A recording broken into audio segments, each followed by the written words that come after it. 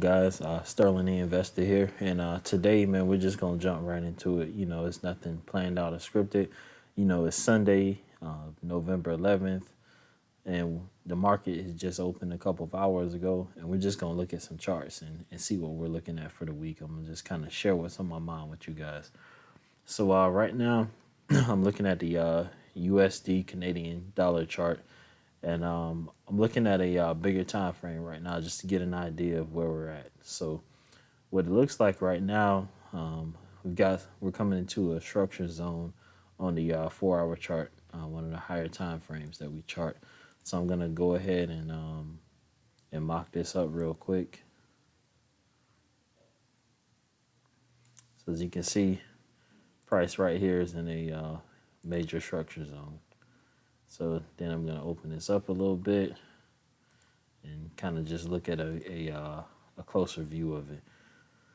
So with that in mind, I'm going to be looking for short opportunities. So what I'm going to be looking for initially is a lower low.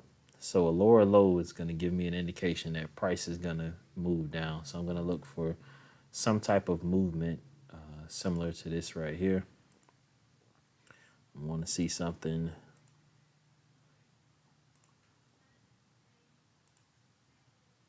like this happen. I want to see price, break down, come back up, maybe retest that structure zone, and then come back up. What I'm ultimately looking for is a break of the 500-day moving average before I can officially start looking for short opportunities. So right now, based on my strategy, price is above the 500 moving average, which means I'd only be looking for long opportunities, which if price comes down here and does something like this, I could look for it, but I'm not because, price is so close to that major zone of structure. So what I'm looking for is price to make that initial, higher high, higher low. That gives me an indication that price could be, getting bearish. But once price breaks this line, that 500 moving average, which if, price does this, the 500 moving average will probably be somewhere more like down here. And once I get, an aggressive bearish candle, I'll start looking for short opportunities. And then I want to see the same action happen below the 500 moving average. I want to see price break, come back up, maybe retest. And then I want to see it break again, and I want to see that, that strong bearish candle flex right there. So that's what I'll be looking to happen on the higher time frame. And then, once that happens on a higher time frame, we'll move down to the 30-minute chart, and I'll be looking for, the entries at that point. Let's see what else we got. Let's look at USDJPY.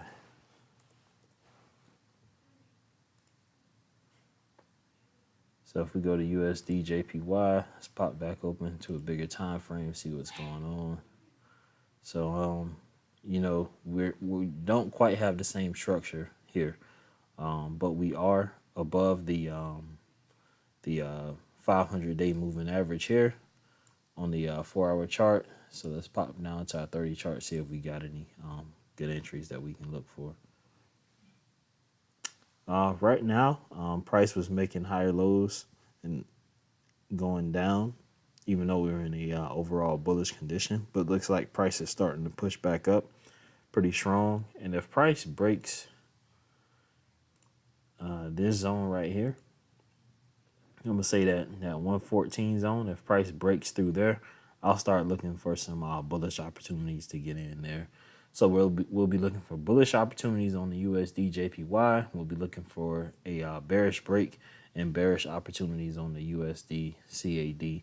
And if price breaks above and closes strong above that 4-hour structure on the USD Canadian dollar, our bias could go from looking for the bullish break to a bearish, that bearish break to a bullish break, and we'll start looking for long opportunities. So I just wanted to break down a couple charts that I'm looking at and just how I kind of get prepared for the week. If you guys have any questions, as always, just leave them in the comments below or shoot me a quick email, and I'll be happy to jump on it as soon as possible for you guys. Good luck trading this week, and I'll talk to you guys throughout the week.